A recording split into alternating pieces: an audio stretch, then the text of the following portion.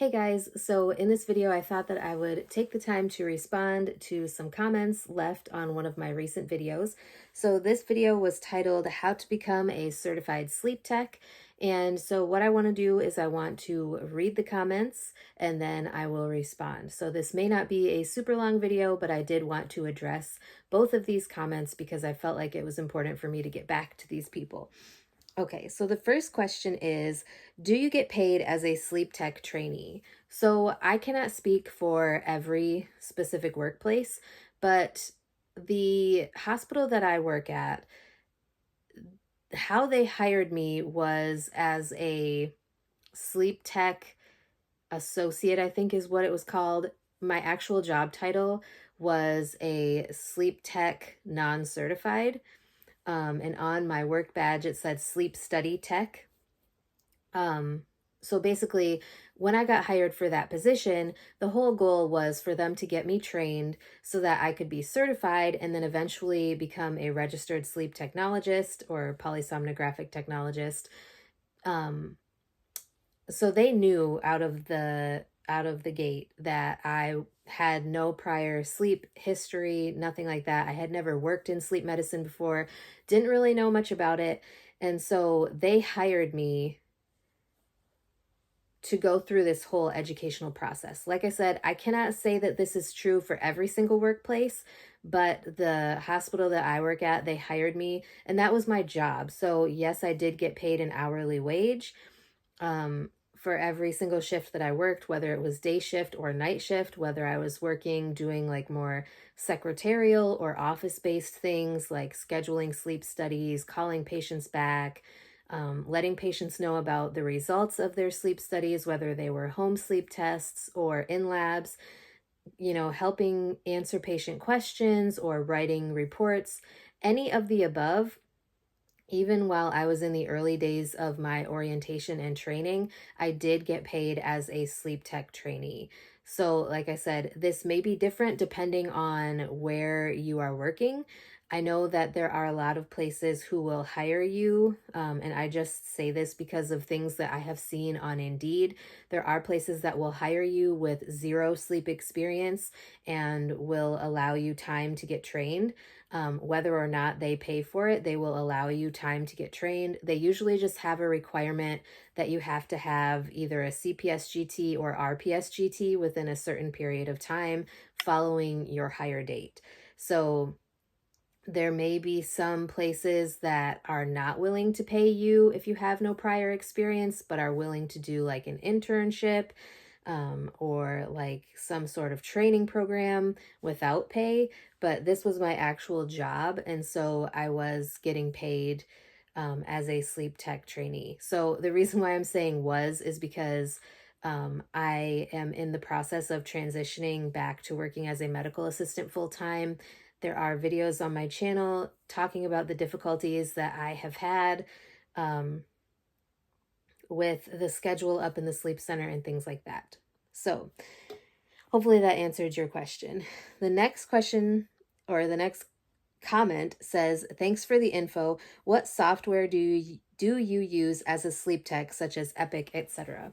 Okay, so we used a bunch of different programs. So it kind of depended on what we needed to be doing. So for example,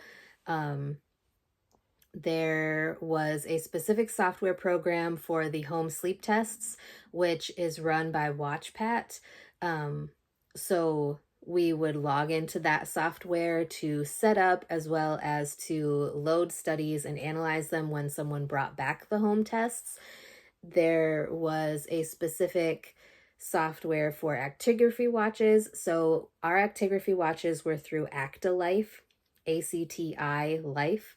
And so anytime we would have to load a device to get ready for someone to take home for testing, or anytime we would get one back and we would have to download that report, we would open up the ActiLife software and do all of that. There was also different software for actually running the sleep studies. So we ran the sleep studies on a Compumedics software.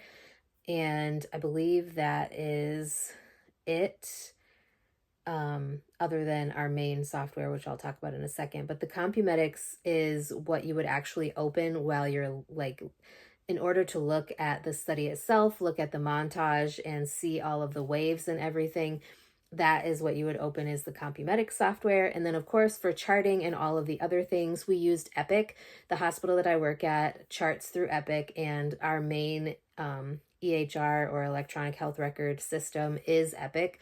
So all of our like flow sheets for bedtime questionnaires, morning questionnaires, we had a sleep medicine contact log in the flow sheets. So all of that stuff went through Epic.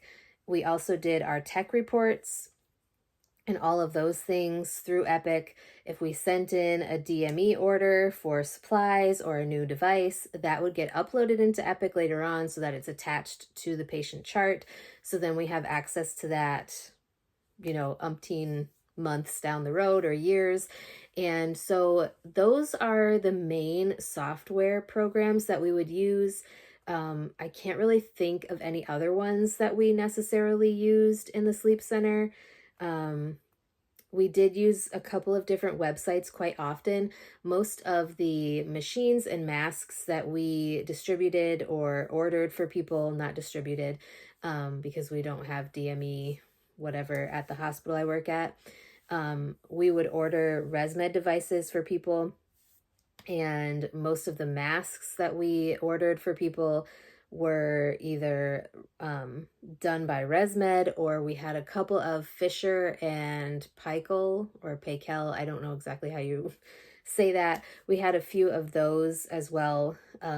But obviously you need different ones, different masks for people who have pacemakers and things like that, because some of the masks have magnets in them. But for running compliance reports and things like that, we would use the ResMed AirView website, which allows us to pull compliance reports and get information on the patient's prescription for their device as well as their therapy. So anyways, I hope that answered your question. This ended up being a longer video than I even anticipated, but I hope that answered your question. If you guys have any other comments or questions to ask, please feel free to ask me. I do still plan to share, my experience as a sleep tech trainee. I do still plan to get my CPSGT certification, even though I am not currently working in the sleep center anymore. I can still get that certification and use it for at least 3 years if I choose. So anyways, that is it for today's video. I hope you guys enjoyed, and I will talk to you guys next time.